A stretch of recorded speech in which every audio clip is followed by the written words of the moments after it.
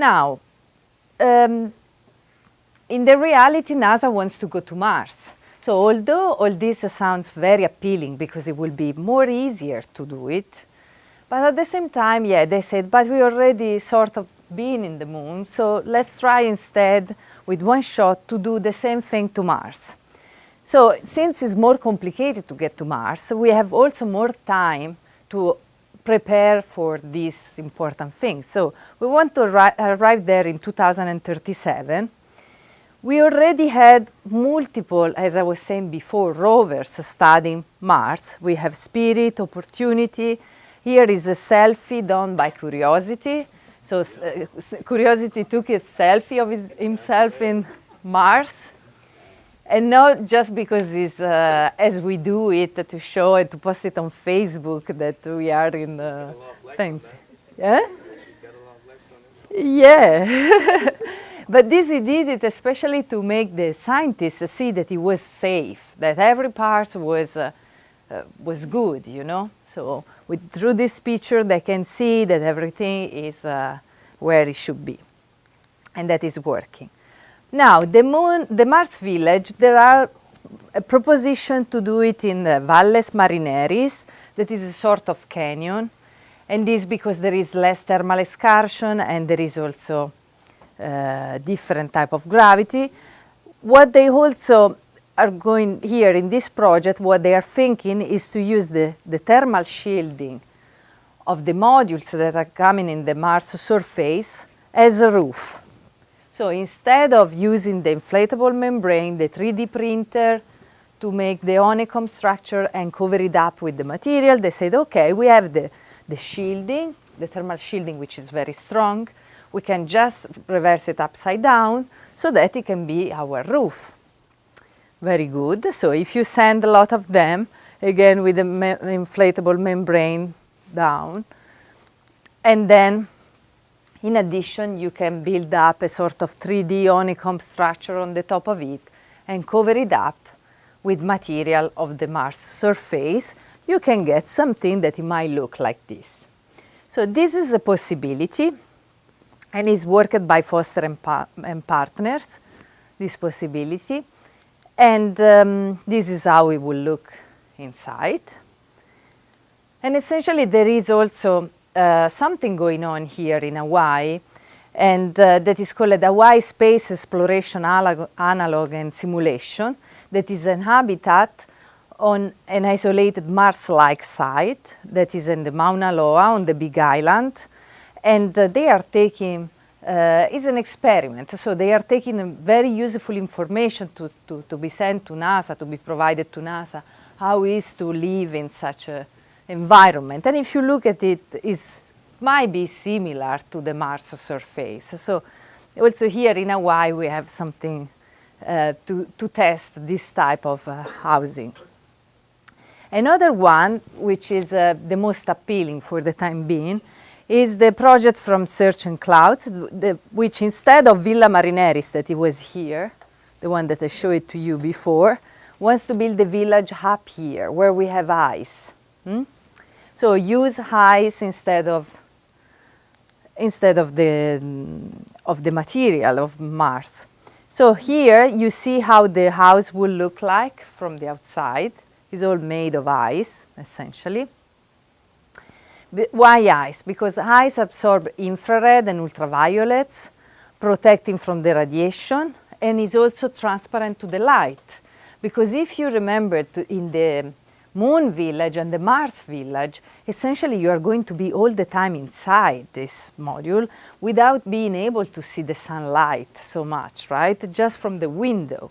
So they said, what if instead we build up a house that is made of ice, so that we can have much more exposure to the sun. Yes? Is this known as the Mars ice dome concept? Because like I read up on a concept where they would use ice to create like kind of a house thing, and then apparently ice protects against the solar radiation, and it also like the temperature, I think I read up on it, kind of helps. Indeed, for the temperatures, what they do. The temperatures in the reality is a bit more tricky because it's a ice house, so it's cold. But So first of all, you see here internally how it will look like. So let me get to your point. You see here internally how it will look like with all these type of going up and down in order to be able to make reflections of certain radiation that you don't want. And then in order to insulate it, what they are going to use is aerogel. So aerogel is a very light material that is used, it started to be used for in physics, so in experimental physics. But then in the reality has been used also in building, like the Allianz Arena, that is Munich, or the water cube that you see here. And so they are going to put it there. It's transparent, very light, but at the same time is a very good thermal insulator to keep the temperature more stable. So if you look at this house in Mars, it looks very similar to an igloo that already exists on Earth, right? And what is good about it is that it's sustainable and that uses local material. That is exactly what we want to do also if we go to another planet. Now, if it's the moon or if it's Mars, but anyway, the new colony, we want to take care of the environment. We do not want to change the environment that is there. At the same time, we also want, again, copying from nature, we want to have different things cooperating. So for instance, we have this Physiala physialis that is made up of different minute individuals that are good for the mutual benefit in symbiosis. And the same, it might be here, because indeed we have a lot of carbon oxide and we miss oxygen. But so the best thing is to bring plants, right? For them, what is the major things in the Mars atmosphere is good, and they just provide you oxygen. So if we have, for instance, hydroponic plants using just a mineral nutrient solution in water, they can produce you oxygen that then the astronauts can breathe. So here you see from the outside, so you see the eyes, you see the structure that I showed to you before, made with the aerogel that is going to insulate. So this part is pretty cold, but from here on, we go inside a part that is instead a much better temperature. You put all the plants here that are going to produce you oxygen so that you can live in a better way. And these hydroponic culture are already used. Here you see a building in the downtown of Korea, because of course with your cars, you are producing more monoxide of carbon. But with plants, if you also put plants in the downtown, then you can produce oxygen, and so you try to balance.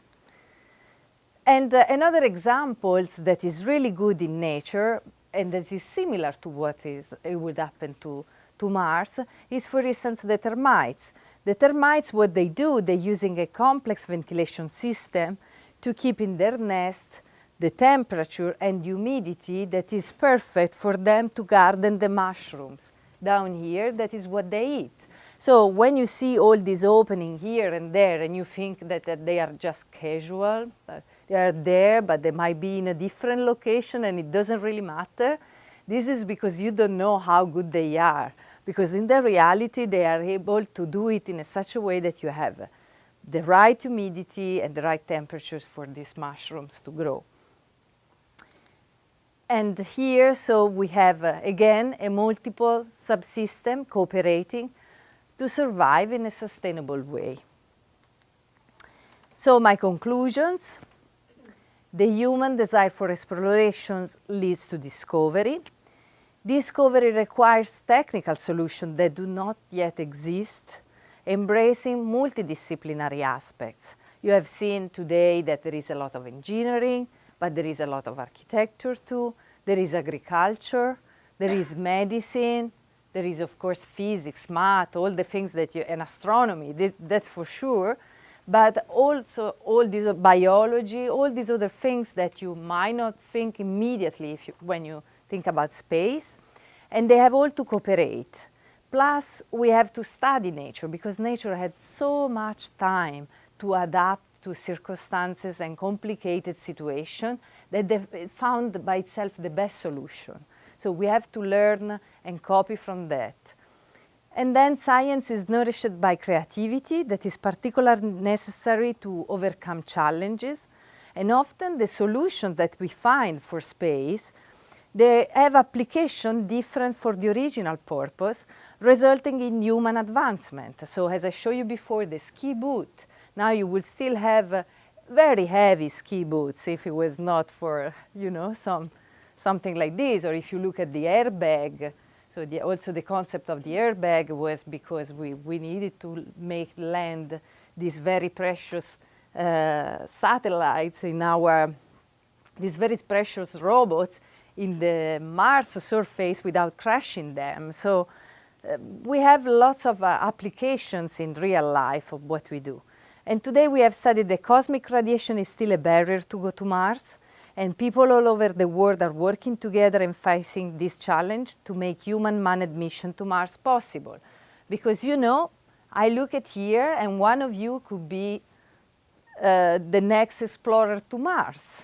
Who knows? You have the right age to be in this. I'm a bit too old, but you, instead, you could be one of them. And then if you look at this picture here, this is a picture. What is this blue dot?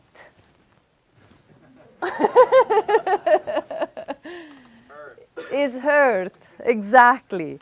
So this is Earth, that it was taken on February 1990 by Voyager 1. So Voyager was sent out to explore the solar system, and it made this beautiful picture of the planet. And so consider again that dot, that's here, that's home, that's us. On it, everything you love, everyone you know, everyone you ever heard of, every human being who ever was, lived out their lives. It's not from me, it's from Sagan. Okay, so thank you very much.